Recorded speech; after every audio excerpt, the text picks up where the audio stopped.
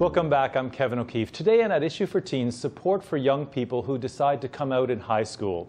Recently, there have been several reports in the media about the increase of suicide among gay teenagers. In response, a film company called Groundspark has released a series of award-winning documentaries designed to combat bullying, especially of gay and lesbian teens. Here's a clip from Straight Laced. Check it out. Recently, there's an issue where one of the mothers from the cheerleaders had called the coach because she felt uncomfortable with her daughter on the cheerleading squad with me, knowing I was bisexual, and that they kind of didn't want me on the squad. I got called to the vice principal's office, and I had to talk about it. They called my mom. And then later on in our practices, we were doing our little formations, and I was catching a girl, to catch them like this or like this, which is the way everyone's doing it. You're supposed to do it.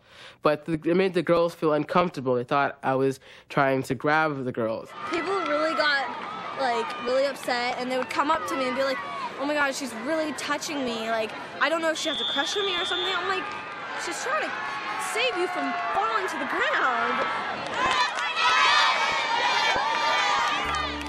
So that was just a big issue, and that just happened very recently, and it's really, it really hurt me.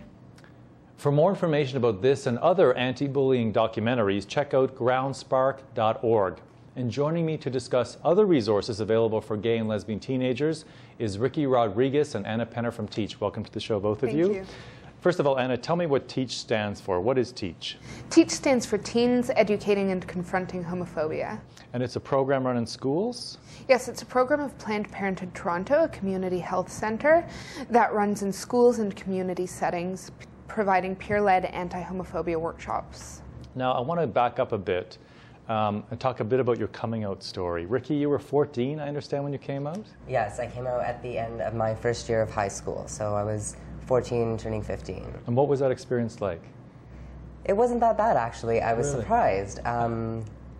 I had come out to my mother a couple of years earlier, but of course she said that for me to give myself time to be sure before I told anyone else, though she was very supportive. And so when I was 100% sure, At even 14, though wow. I don't know if I was 100% sure earlier, I decided to tell my two best friends. And they just looked at me and smiled, and I was like, what, did you already know or something? And they just nodded their heads, and I was like, okay, that's not too bad. And I had endless support from family and friends, so it wasn't too bad. And how about for you, Anna? I wasn't quite so young as Ricky. I was 18 and coming into first year university when I began to come out to other people. I had decided to move away from my home province and my home city of Winnipeg, Manitoba, and move to Toronto for university and start afresh and come out. Clean slate. Clean slate. So I began coming out really as soon as I got here, contradicting people's assumptions and finding a community. And let's talk about TEACH. How did you end up becoming involved in TEACH? I had seen posters asking for volunteers, and I just wasn't sure. I wasn't sure whether I was comfortable enough in my own identity, whether I had enough of the answers to all of these questions that I knew could be thrown at me. I didn't know if I had enough confidence to go and stand up in front of a group of my peers and address the issue. But friend of mine, someone I was getting to know, suggested that I join and kind of kept suggesting it and kept handing me more flyers until eventually I called. You caved. I caved, and I joined TEACH in 2001 as a volunteer. And how about for you, Ricky? Why did you join?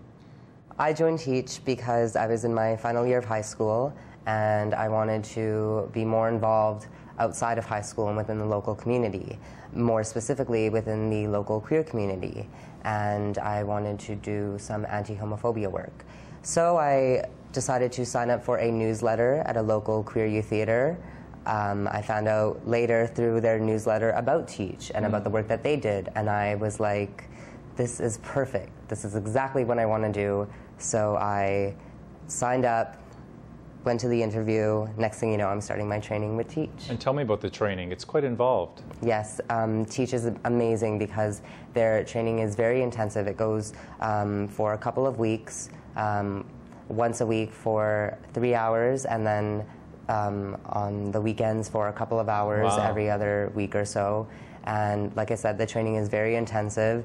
They cover many different areas of anti-oppression and equity work. So you're well prepared when you go into the school to handle these questions that Anna was so afraid of getting. Yes. So it definitely prepares you, and it's so much fun. Really? No matter how busy you are, you go to teach for training and you want to be there. Wow. Now tell me about some of the workshops.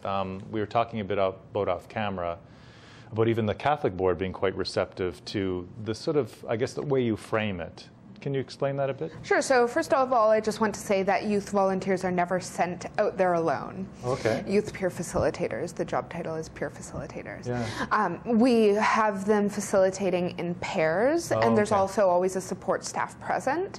So there's always someone there to back you up, someone there to answer a question that you're not sure about. That's right. We want to make sure that people feel well prepared, people feel well supported, and that they really feel able to do the work with confidence and the security of knowing that someone has their back.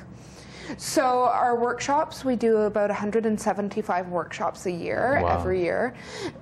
They cover basic definitions around sexual orientation and gender identity. We talk about homophobic name-calling and stereotyping and the impact of that. And why is that, stop you there, something that everyone in the school should be concerned about? Because this is about equity education. It's about human rights. It's about students feeling safe, or youth feeling safe, because we also do workshops in community settings. So give me an example of that. We talked off camera about it. That's so gay, or people getting called gay at school all the time. So what we'll tell youth in workshops is that if every guy who had ever been called a fag was actually gay, there wouldn't be so many straight men left in that school, right? Because homophobia affects everybody. Even if you're not gay, they're using that word to degrade you. Or when a girl plays sports and she's called a lesbian, when a woman doesn't want to date and it means that she's assumed to be gay, when a guy dares to step outside gender-conforming boxes, he'll be called names or targeted. It's in things like you throw like a girl or you're such a sissy. All of these things combined. So we're talking about homophobia, but we're also talking about bullying. We're also talking about sexism. We're talking about all of those things coming together and really impacting young people's lives. Now, Ricky, when somebody in the group perhaps raises a concern or an issue that, you know, they're not receptive to what you're saying, how do you respond to that if they think this is a bunch of crock or whatever, you know? Like, how do you handle that? Sometimes it's difficult. You don't know what to do. You don't want to say the wrong thing. You also want to respect people's boundaries and their beliefs. Really? So oftentimes when something does come up, if it's about an issue pertaining to religion, for instance. My religion says that's, you know, grave moral evil.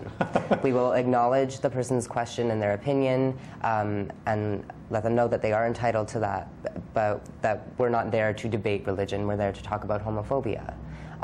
So we show that we do respect their beliefs and their opinions, but we don't make our workshops a vehicle for debating. We make it for educating. I want to talk about transphobia. You mentioned homophobia. Transphobia is another issue that you focus on in the workshop. Why? This is fear of, I mean, how would you define it? So transphobia is the fear or hate shown to people who are transgender or transsexual, or who are perceived to be transgender or transsexual. And as we were just talking about, for a girl who plays sports or a boy who steps outside those gender roles assigned to him, he can experience a lot of homophobia. So homophobia and transphobia intersect. So much of homophobia is about gender roles and gender identity, and transgender and transsexual people also experience similar fear and hate, also sometimes within the gay and lesbian community, so they might be experiencing it from there, but are also experiencing homophobia as well as transphobia as people who might transcend or transgress gender roles. So they might be experiencing some very similar issues. I wonder, Ricky, if someone is watching right now and is struggling with whether to come out or not, looking for support, wishing that, you know, they had more support in their community. I mean, what advice would you give to them? I mean, you've been through this all. You give support to other people. As we say in every workshop, what matters is your safety. And so coming out is obviously going to be then your decision. You need to know whether or not you're safe. If you feel like you don't have support, you need to decide whether then you should come out or not. We do acknowledge that you can come out anytime you want in your life, and you don't have to come out at all either. It's your decision, and it's yours to make. If there is support there, however, for youth who do come out, we have the Youth Line, which is particularly geared towards LGBTQ youth. There's also other resources like the Kids Help Phone and Planned Parenthood Toronto and Teach. So there are definitely resources out there if you for choose youth. them. Yes. If you choose them. And if somebody wants Teach to come to their school, or someone is watching right now, wants more information about it, how can they find that out? Absolutely. People can find information out by going to Planned Parenthood Toronto's website at www.ppt.on.ca. They can also find out more about our health services and our clinic there, which serves youth 13 to 29 and women throughout their lives. They can also reach us by email at teach@ppt.on.ca. Well, thank you both for coming today. I appreciate your time. Well, when we return, need a big gay brother or big sister? Find out how next.